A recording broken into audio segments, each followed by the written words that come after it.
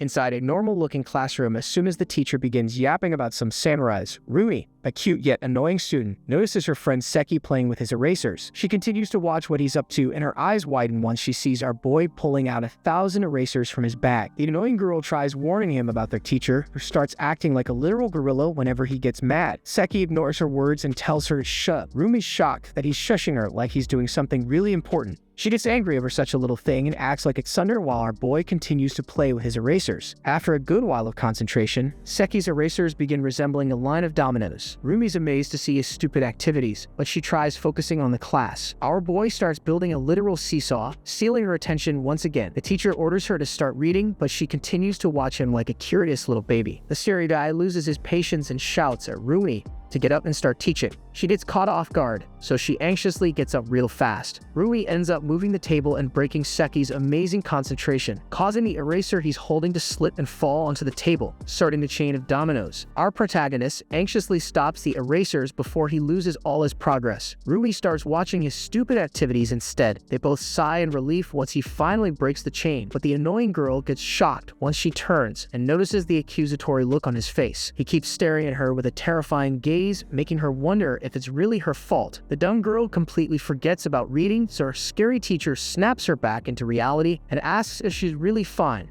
After a while, Rudy notices the whole masterpiece our boy created just to kill some time. She's amazed at first, but quickly notices a literal firework at the end of the domino trail. The anxious girl keeps screaming about it inside her head, but our boy starts the domino fall and excitedly prays it reaches the final point. A cable car made out of nothing but pencils and erasers hits the button and lets the fireworks start. Rudy covers her head out of fear, but nothing happens. The girl thanks God once she realizes the fireworks were just at his head. She feels relieved, but the teacher notices her and calls her out. Rooney anxiously gets up and tries blaming it all on Seki, but our cheeky protagonist hides everything before anyone can see. The poor girl gets angry, but goes silent in front of the class. A new day begins. As soon as the class starts, Rumi notices her friend playing around again. He pulls out a box of shogi, which surprises the dumb girl. She continues to watch him while thinking he shouldn't be playing during class. Our boy begins placing the tiles and, without any care, draws marker lines on his table to start the game. The girl anxiously hopes these lines are not permanent. Saki starts the game and picks up the golden general. He slams it on the table so hard that it makes a noise, catching the whole class's attention. The teacher leaves it after a warning, but Rumi tries to explain that he should chill out and stop with his stupid shenanigans. Her eyes widen once she notices the move he just played.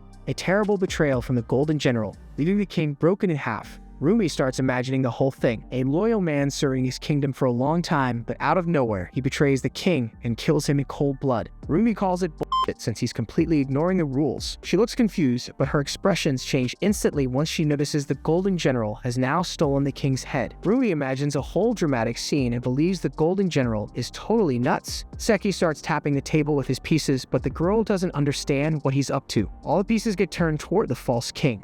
Ruby finally understands and gets hooked by the insane plot twist. All the pieces turn into the new king's enemies. She excitedly hopes the false king gets what he deserves, but our boy starts smiling wickedly. He presses a few buttons and all of a sudden, the pieces against the false king fall into the trap and lose their lives. Rumi's jaw drops seeing the trap, but she questions how Seki is even doing all of this on a school table. The protagonist continues to let out his evil laugh as he directs the sinister storyline. The other pieces go back to their places. Rumi realizes the false king is now using sheer force and fear to rule over the soldiers. She calls it disgusting and notices the enemy forces surrounded the whole army while they were dealing with their personal issues. Rui watches the whole shit out in anticipation and wonders what the false king is going to do, but she gets shocked to see the pathetic scumbag running away. With no leader anymore, the soldiers end up getting stuck. As the enemy forces charge in, Rui anxiously wonders if this is the end for them. Out of nowhere, the old king swoops in and saves the army from getting wiped out despite being on his last breaths. The determined guy solves the situation and finally falls down.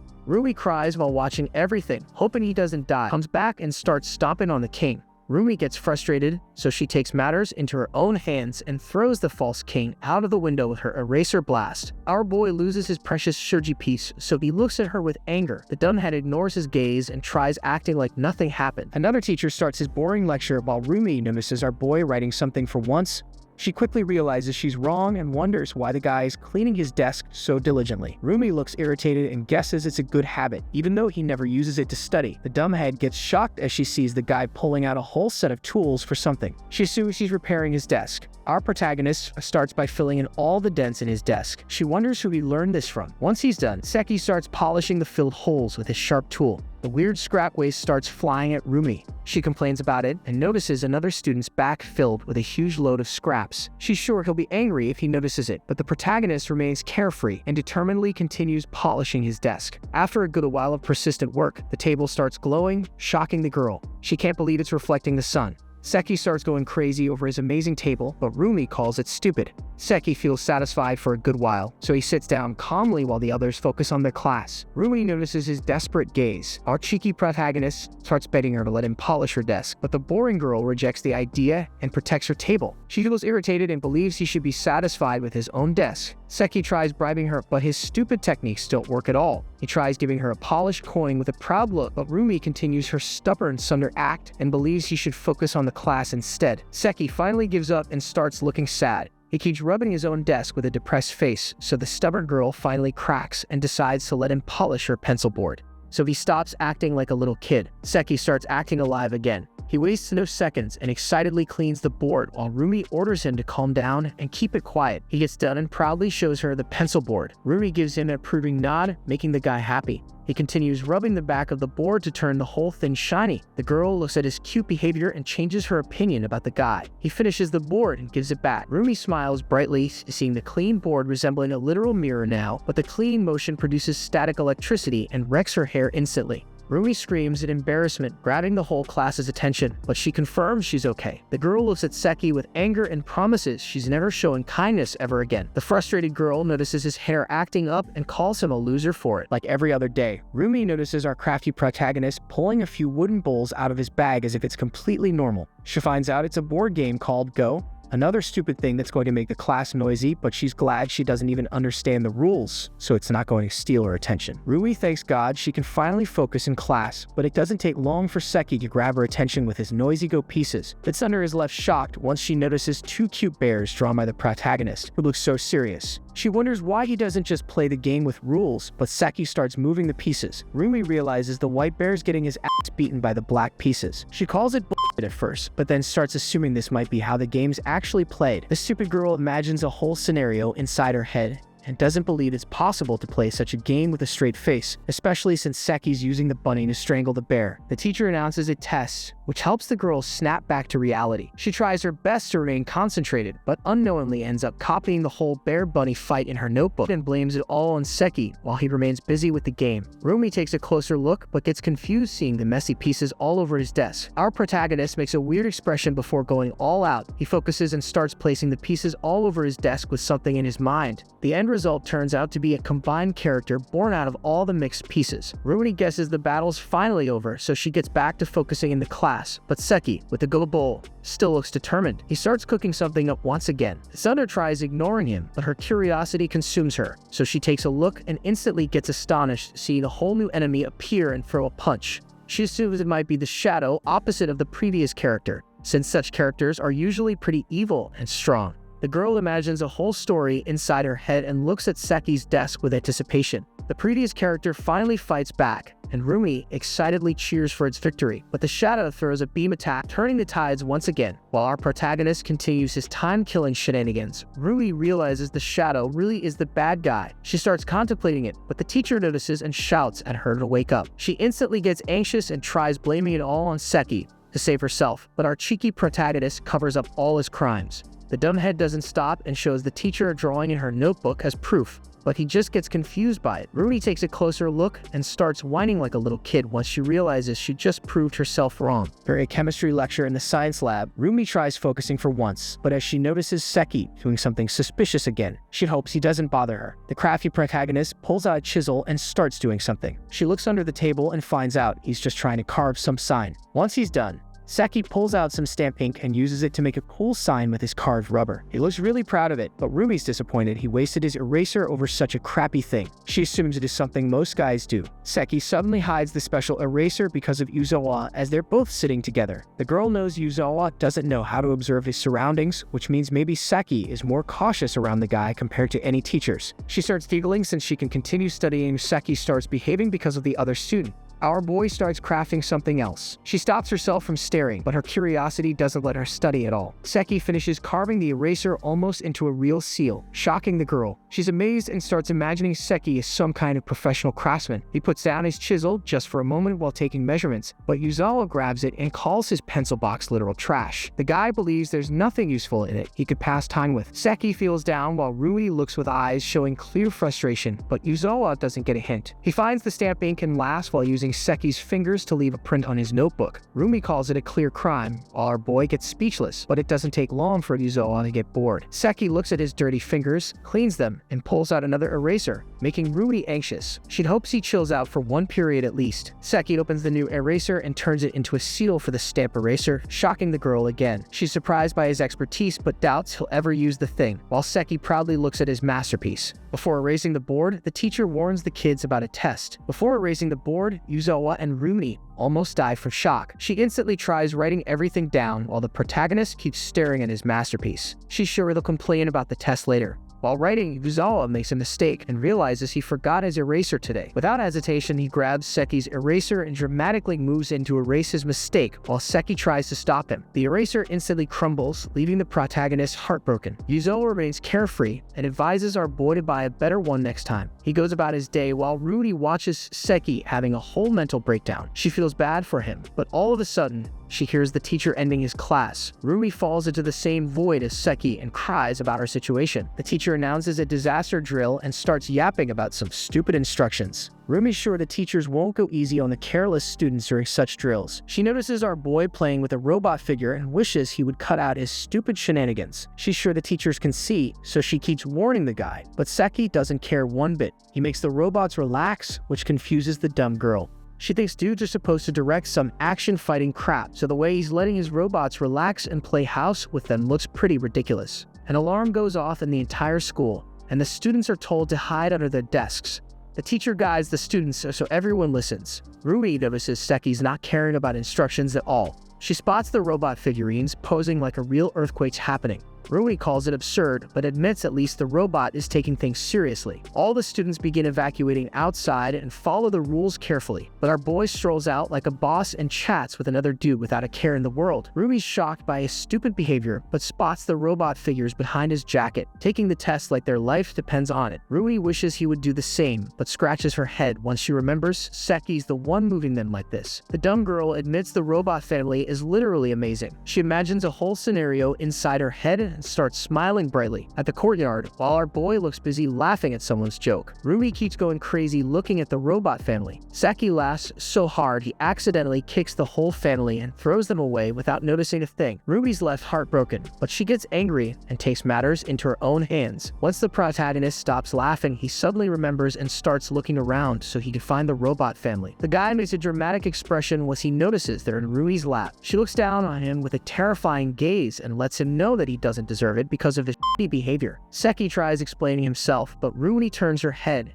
and shuts him off. The drill finally ends, and as they all head back, Rudy's friend wonders if she's alright seeing her frustrating expressions. Katsunder assures she's okay, and as soon as she comes back to her class, Rudy crafts a few small books for the robot family and genuinely looks happy taking care of them. She imagines a wholesome interaction between the cute family, while Seki looks at her with confusion in his eyes, but Rudy scares him off and enjoys her time with the robots. As soon as another class begins, instead of focusing, Rumi notices her classmates throwing around notes. She sees more kids doing the same and wonders what's happening. Ruby is sure Seki's up to no good, but she gets shocked when she sees a huge pile of notes in front of our crafty protagonist. The dumbhead wonders how he even collects so many of them. Seki pulls out his stamp and starts approving all the notes one by one, confusing her even more. He throws one at her this time. Rumi picks it up and finds it shocking to see that it looks like the real deal. She opens it up and finds out it's from her friend Tomoka, who explains that Seki's the one acting as a postmaster for the whole class. She's disappointed to see how lifeless he is. Tomoka calls the guy professional, but Rumi finds it stupid and wonders what he even achieves from this. Seki packs up all the notes and passes them forward. Rumi continues reading the message and learns her friend is hoping for a reply. She gets annoyed but decides to write a letter to our boy. She explains that he's always playing around so much that he ruins things for her. She gives him the paper, but Seki rejects her letter and hands her all the instructions she needs to follow. Rumi is shocked that he's bored enough to take things this seriously. She has no other choice, so the girl prepares a note and tries giving it to him, but Seki pulls out another sheet of paper explaining the regulations. She almost dies reading so much, but decides to follow the instructions anyway. Rumi finishes filling out the form and hopes she's good now, but the protagonist leaves her stunned. He puts up a sign that says he's closed for the day. Rumi is unable to contain her anger, but carefully reads the whole thing and looks back to realize he has prepared a literal mailbox for his shenanigans. She calls it absurd, but admits he's giving out some great service. Rumi confirms that the teacher's busy with his lecture, so she turns around and tries her best to put the mail inside the box, but her hand doesn't reach it.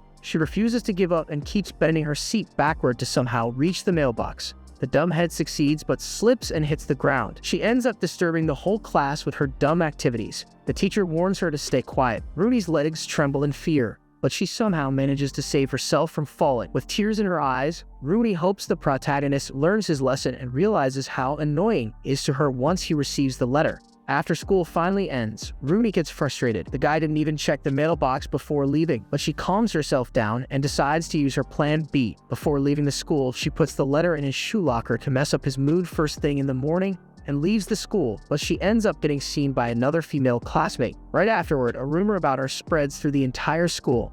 A new day starts. Rumi looks like she's taking her class seriously for once until she notices our boy pulling out shogi pieces again. Since he was doing the same thing the other day, she feels relieved he won't be able to catch her off guard this time, so she can continue with her class for once. Seki continues placing all the pieces and surprises the girl by forcing a single pawn to face both armies alone. She doubts such a game is going to reach a good conclusion. She starts feeling bad for the pawn, but Seki pulls out the princess piece. Even though Shogi has no princess titles, the princess joins the pawn, while the king and his entire army are against it. Rumi suddenly remembers that American movies usually have the same plot. Her expression instantly changes as she imagines the whole scenario inside her head. The forbidden love story of the princess and her knight, the ruthless king against the idea, so the couple is forced to run away. The stupid girl starts fantasizing about the whole thing, but snaps back to reality and focuses on the game. The king's soldiers attack the pawn at once. She screams and imagines the whole battle going down. Pawn loses the battle and ends up taking a step back to save his life. Rumi notices the princess reuniting with him, and the pieces flip over for some reason, confusing her. She suddenly realizes they married each other. Despite the horrible circumstances, their undying love is still clear. Rumi eagerly watches the whole thing, and the pawn finally gets a power-up and starts destroying the king's army. The girl excitedly cheers for the lover boy, but suddenly the pawn stops for some reason. Rui notices the scumbags took the princess hostage so they can cheat their way toward victory. She screams, watching the hero get beaten in front of the princess. She's unable to watch such a cruel, one-sided story, so while the protagonist is busy playing, Rui decides to focus on the class as she can't take it anymore. She starts crying, but notices a shogi piece on the ground and finds out it's the gold general. The piece cracks and turns out to be the pawn's father. She assumes the father was brainwashed earlier, but seeing him get such cruel treatment, Rui imagines a scenario of her own and believes the father charges in to save his son. She thinks it's the perfect plot twist, so she tries throwing the piece. But this time, our boy predicts her annoying move and builds a wall to block her. She calls him a cheater and wonders how the father can save his son's life now. Unexpectedly, the teacher asks Seki to read, so Rui gets prepared since she's sure he's going to pick up the book. Rui calls herself lucky, seeing the situation turn out in her favor. With no choice left, Seki opens the gate but shocks her with the wall of people. She admits he's good, but remains determined to overcome the final wall. The father pierces through everything in his way and finally saves the son, putting a smile on her face. While the teacher yaps about something, Rumi watches the protagonist focus on knitting. She can't believe a boy is doing such a thing.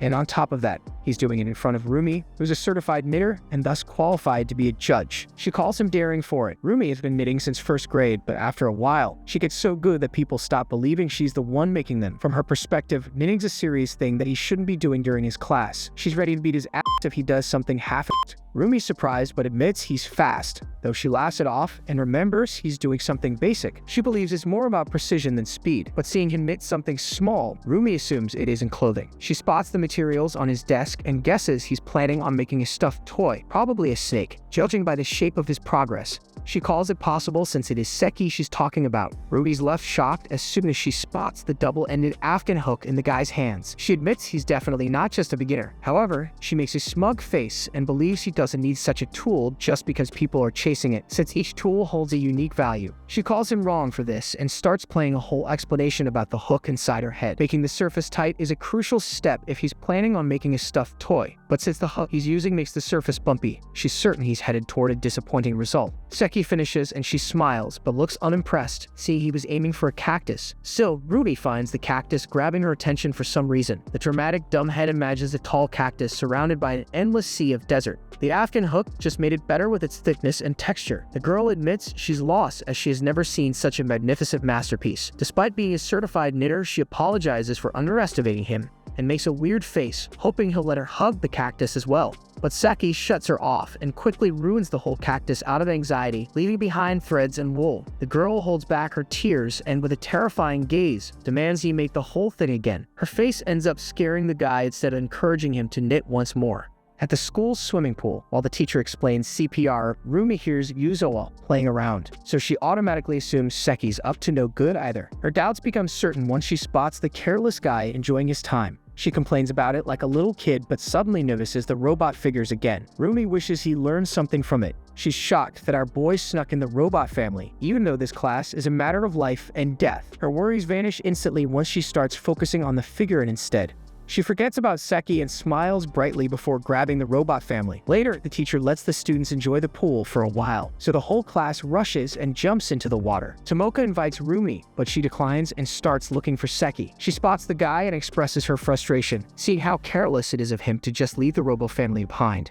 She calls him a scumbag since the lifeless guy's enjoying the pool like he worked hard for it. Rui grabs the family and tries to find a place to put them. She spots a cute little beach chair and places the robo family on top, feeling happy that the careless protagonist actually had something prepared. She decides to dive into the pool as well, but as she happily walks forward, Yuzawa finds and grabs the baby robot. Rumi gets terrified and stops him from throwing it inside the pool, but Yuzawa throws it in. She becomes anxious and tries to find the baby robot again. Rumi finally sees the figurine, but some stupid student comes out of nowhere and swims really fast to show off. The water pressure ends up pushing the baby robot again. Rumi desperately tries to look for it, feeling guilty for not taking proper care of it, but suddenly Hanako calls Rumi to join her in the pool. The anxious girl finally finds the baby robot, so she rushes towards Hanako despite the teacher's instructions. But before she can make it, Seki gets shocked as he spots the robot. He grabs it and disappears. Rumi finally gets there and tries to find it inside her confused friend's hair, but the robot's already gone.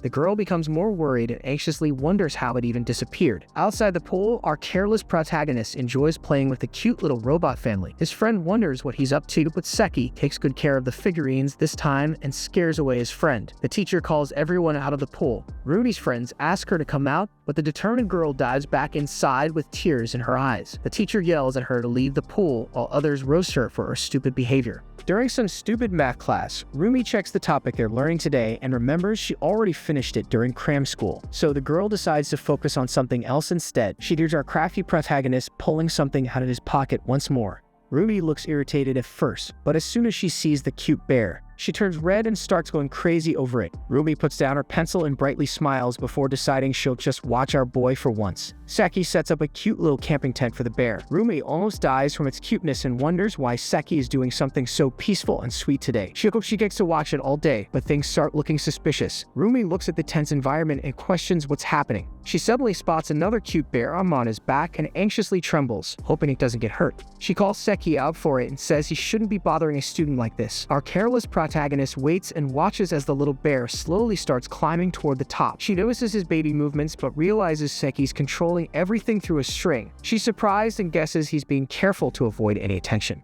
Rumi finds it stupid but watches eagerly. Maya starts moving his body just to erase the mistake, but Seki and Rumi become anxious seeing the bear struggling to hold on. The bear almost loses its grip while Rumi starts imagining a whole dramatic scenario for the situation. She calls it a life-threatening battle. The bear holds on and moves up, but Mada's collar stops his path. Rumi believes the situation's like some overhang at the top. She watches with anticipation, but suddenly, Mada starts scratching his back and almost ruins the whole thing. Luckily, the bear keeps hanging in there, relieving Rumi and Seki.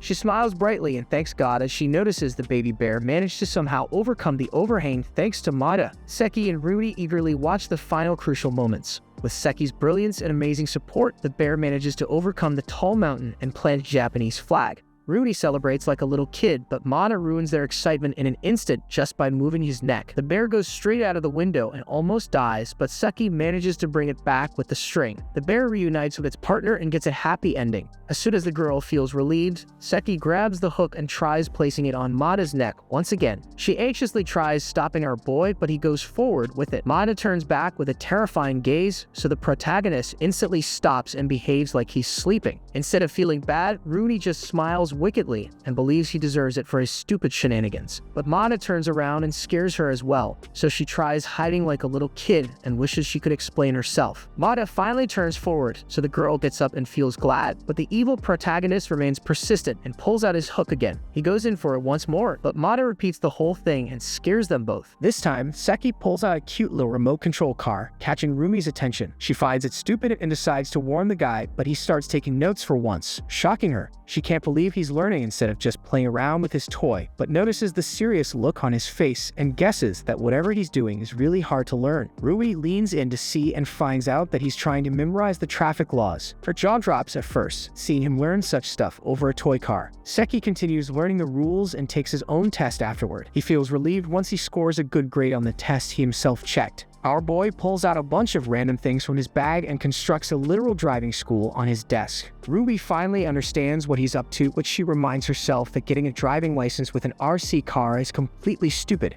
The annoying girl wishes he'd settle for something normal instead, but she can't stop the master of killing time. Ruby gets bored waiting for him to move it. Seki looks around the little toy car and sighs with relief for some reason. He finally begins moving it, but disappoints Rumi with its pathetic speed. She finds it funny seeing him act like he's inside an actual car. The toy hits one of the sides and stops moving, breaking Seki's spirit. She calls it boring and hopes he stops obsessing over rules before she gets tired. Seki tries driving it up a hill, but despite his full concentration, the car loses balance and drops back down, destroying his spirit even further. Rumi's surprised to see his depressed look. She wonders why he isn't just trying persistently. The next day, Rumi notices him playing with the same thing again. It's hard for her to believe he's sticking to one toy, but the most shocking thing is the bandages on his fingers. She wonders how much effort he's put into training his skills over a stupid toy. She feels worried for him, but eagerly watches the persistent guy trying to overcome the hill once more.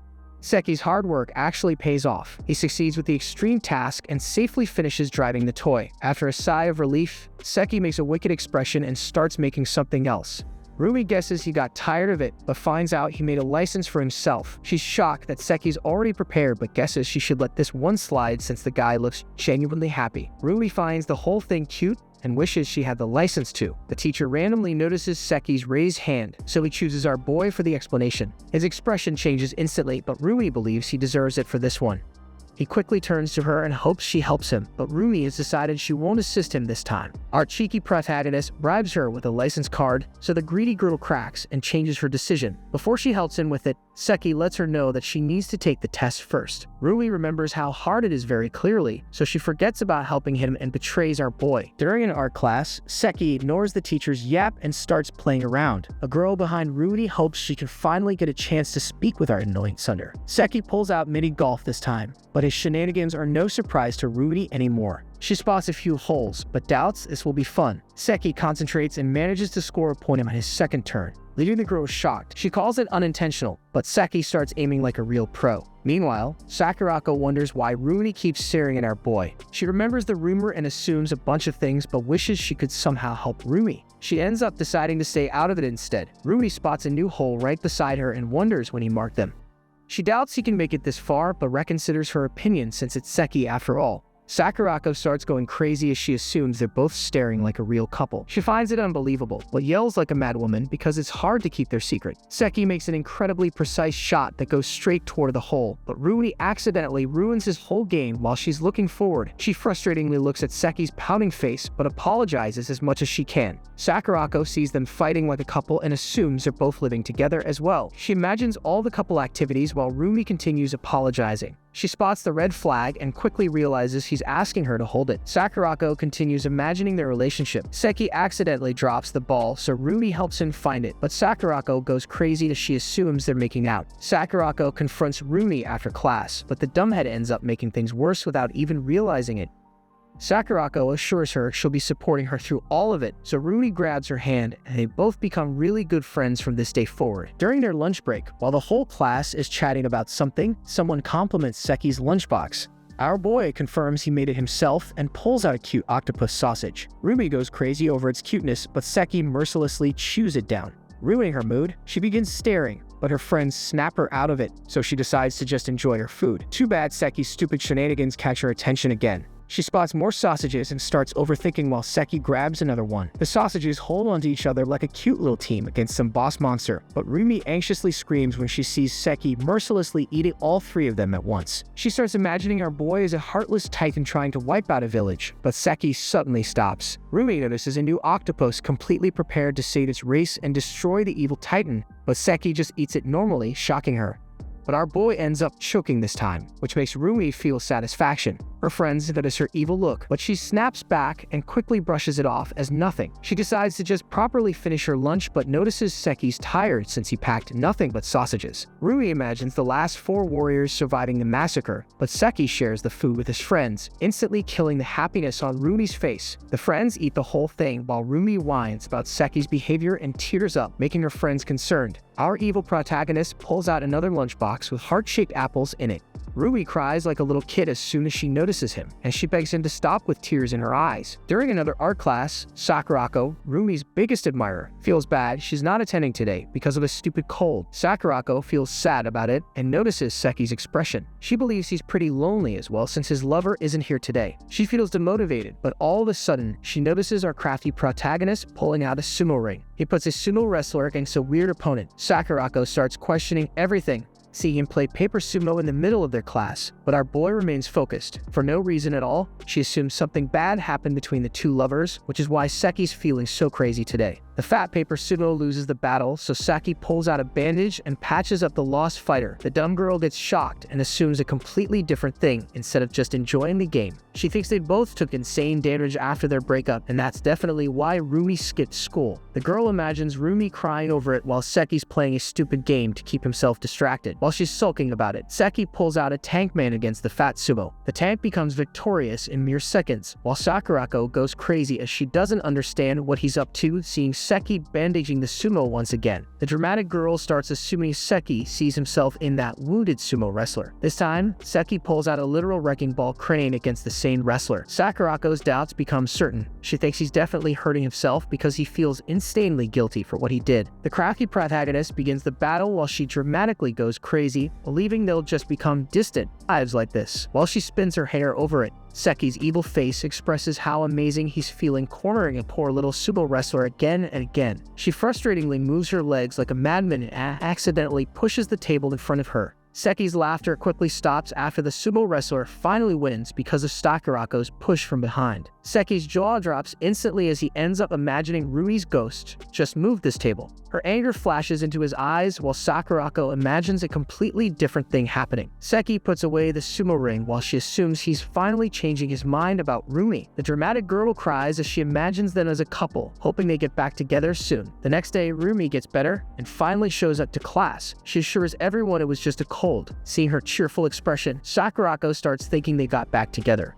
Seeing Seki sleep peacefully, she becomes certain of it. During some visual lessons, Seki pulls out shogi pieces once again, but at this point, Rumi feels disappointed that he's settling for the same thing. She is stunned once she notices him pulling out chess pieces as well. Rumi knows he's always up to something crazy, but it's hard for her to believe he's about to play both at once. Our boy sets the pieces, but Rumi still feels doubtful about it. She starts wondering who's going to win this battle, but suddenly the teacher turns off all the lights and plays the DVDs. Since it's serious, she thinks about watching but giggles and starts focusing on our boy instead. Seki begins and drops his shogi piece, confusing her. She looks down, but another piece gets thrown away once the battle begins. Rumi watches the game and notices the shogi pieces are already being cornered badly, and most of them have already been defeated. While she's wondering why they aren't fighting back, Seki uses the chess pieces and wrecks the last shogi soldiers as well. She gets shocked, but finally realizes the shogi soldiers can't see the black chess pieces because of the darkness. She imagines the whole scenario and grits her teeth in frustration, while Seki continues to laugh like a madman. She takes matters into her own hands and pulls out her eraser to beat a few chess pieces before they defeat the Shogi soldiers.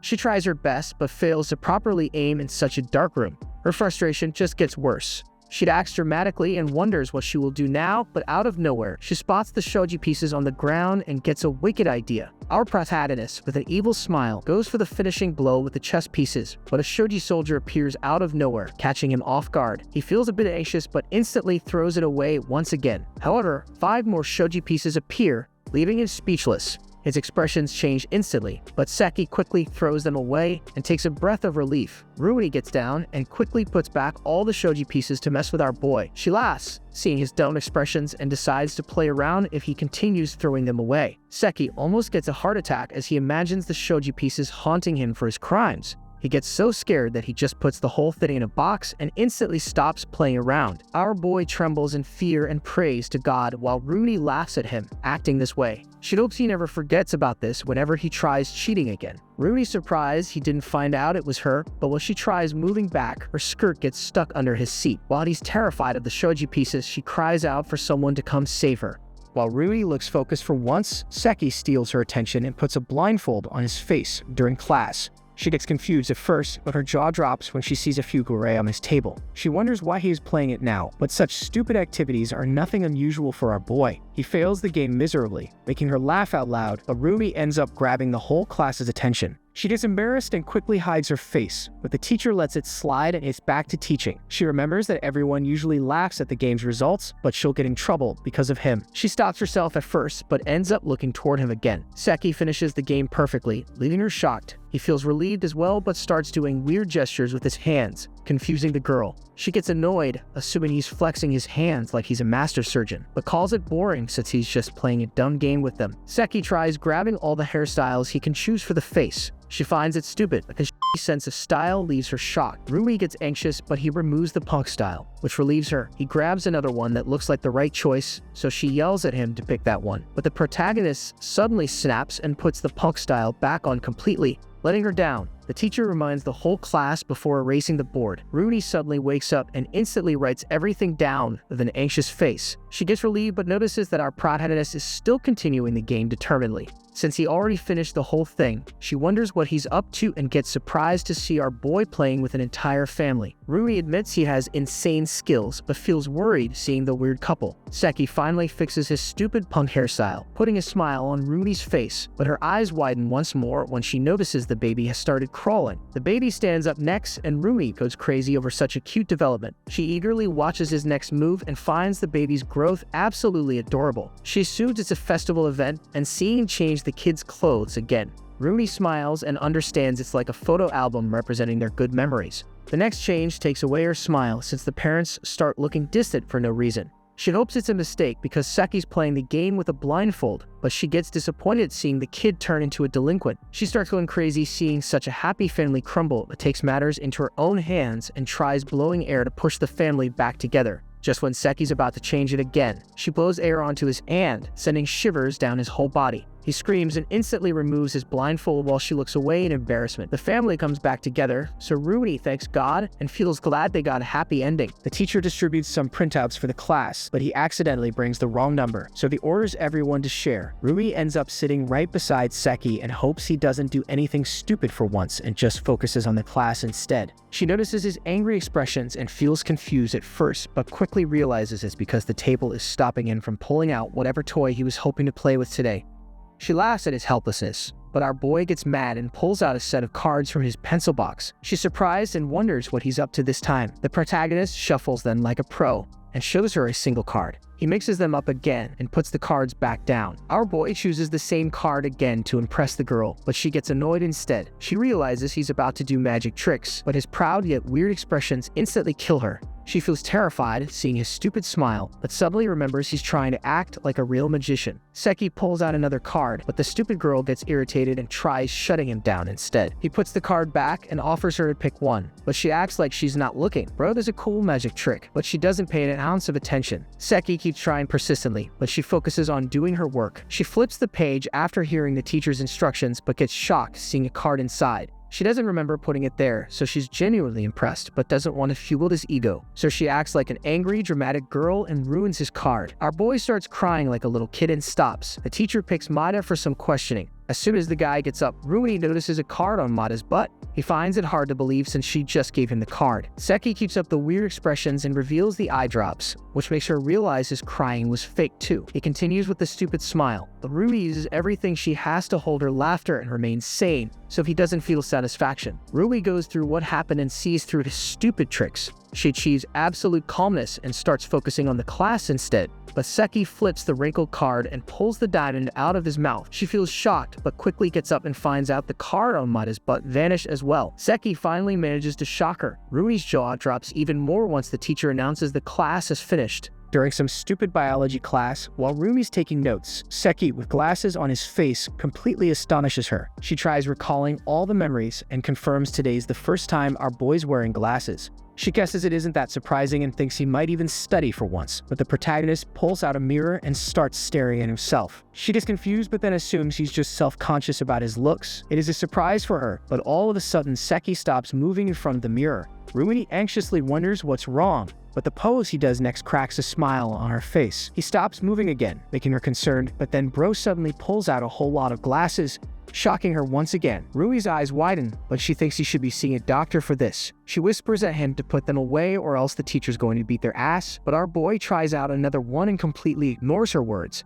He goes through a few glasses, which makes her realize he's decided to choose the perfect one, so there's no way she can stop him. She doesn't like glasses on him, but tries to stop herself, or else she might get in trouble too. Seki puts on another one, finally getting the girl's approval. She feels impressed and finds his face cute. She smiles while staring at him, but our boy notices her, so he turns around. Rumi looks away in embarrassment every time he turns towards her. Seki puts the frame away and tries on another one. He poses like a model, but Rumi misses the ones he was wearing before. He goes through a whole bunch of them, but Rumi finds everything weird and ugly.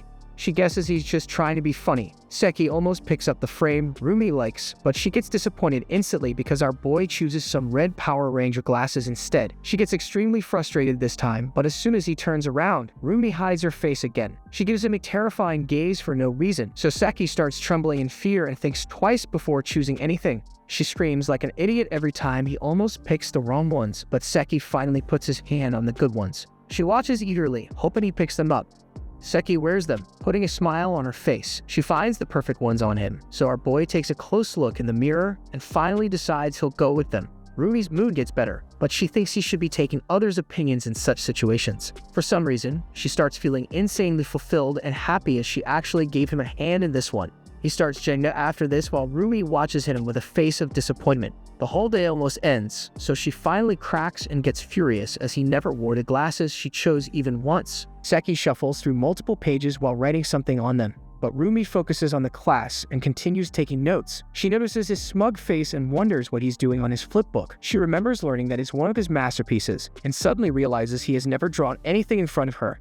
She takes a look and finds a weird doodle with a dialogue. Rumi wonders if it's some song's lyrics, but it looks pretty pointless to her because no one can read words while flipping the pages so fast. She gets extremely shocked when noticing he wrote them all in the same spot. Just thinking about the effort that requires makes her feel drained, so she forgets about him and tries focusing on the test that's coming soon. She's aware of his games, but what he's up to now will surely not let her focus, so Rumi continues taking her notes. Seki gets tired after a while and pulls out a small microphone, leaving her stunned once again. He starts recording something while flipping the book, but she tries stopping him from doing this in class. Rui guesses he's doing some sort of dubbing, just like what voice actors do with anime. But since our boy drew everything in his textbook's corner, she wonders if he really has any reason to go this far. He plays the recording while flipping it to check the results, while she observes the whole thing. His serious face is unbelievable to her. She guesses he's doing his best to make something professional. Seki reviews it again and then finally stops, giving Rumi a thumbs up. She tries her best to hide her expressions, but as soon as the class ends, she waits for everyone to leave and then goes through Seki's bag to find out what he made earlier. She puts on the earphones and starts flipping the book with anticipation. The amazing audio details leave her speechless. Our boy even recorded footsteps and bird noises. She sees the airplane scene and starts blushing as she feels embarrassed for prying like this. A song starts playing in the background, and she feels glad Seki's not the one singing. but Rumi admits he did an amazing job and starts imagining the whole scenario like a movie. Once it ends, a commercial audio plays out of nowhere, catching her off guard. She starts wondering what it was. Earlier that day, the owner of Seki's favorite toy shop collaborates with our boy and records a cool commercial. Rumi gets called by her teacher to the faculty room for some reason. The guy asks if there's something on her mind, as she barely focuses in class these days. Rumi decides to keep her mouth shut, or else she'll have a hard time confronting Seki if he finds out. Before she leaves, Rumi overhears a few teachers talking about a surprise inspection. She starts imagining that Seki's in big trouble if the teachers catch anything suspicious, but she guesses it'll be a good lesson for him. The teacher confirms if she's okay, and Rumi makes an evil expression, assuring him she feels great. Once the class starts, the teacher announces a field trip while Rumi watches our careless protagonist playing again. She notices it's the robot family, and they all get their own backpacks as well. Rumi starts going crazy over them like always, but then suddenly imagines the teacher's going to break them if he finds the robots in Seki's bag. Her face becomes colorless just thinking about it, and she wishes he hadn't brought them today. The teacher announces the inspection, annoying the whole class. Seki finally notices what's happening. Rumi frustratingly warns him and orders our boy to quickly fix the mess before the teacher comes. Seki hurries up but gets the wrong idea and places the figurines as if their inspection's about to happen. Rumi gets disappointed but quickly helps him understand before the teacher arrives.